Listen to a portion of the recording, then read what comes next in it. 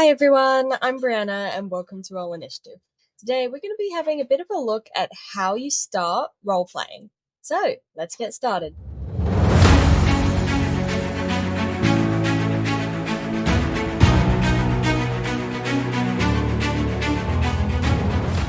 The first thing that you need to know about role-playing is that it literally means the act of playing a role. You don't need to do a fancy voice or talk in first person. You just need to play your role, which can be as simple as describing what your character does. But if you do want to do more than just describing what your character does, then let's have a look at some ways that you can add more to your roleplay.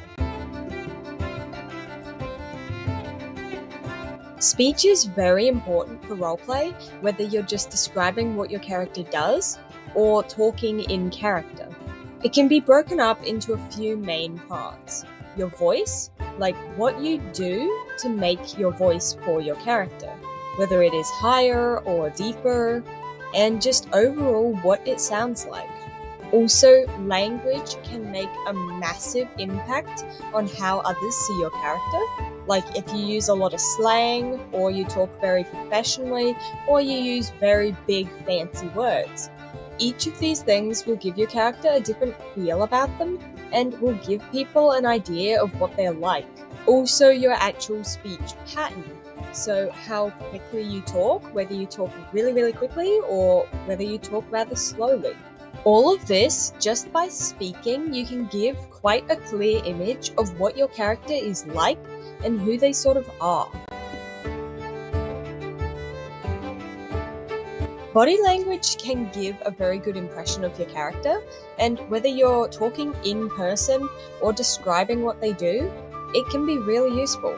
Like if you play a character who's a noble or a bit of a show-off or something, and you're describing how they sit up straighter at the table with an air of authority, then sit up straighter and put your shoulders back.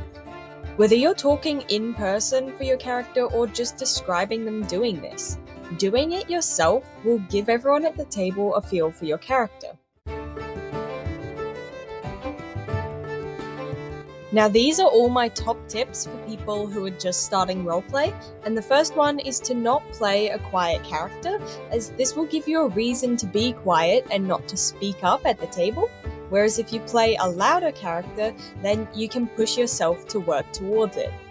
And if you are a bit of a shyer role player, then find another player at your table who's a bit louder than you and ask if you can make a collaborative backstory with their character, or if your characters can be friends, related, maybe siblings or something, so that you have a connection to their character, so their character will be able to roleplay and interact with yours and help to bring you into the action. In fact, speaking of the rest of your party, if you are ever stuck or having trouble, then talk to them. If they have been role-playing for a while now, they can help you or give you advice, or be aware that you're trying it and are able to help. Or if they've never done it before, then maybe they'd like to join you and it'll feel less awkward if you're all learning together.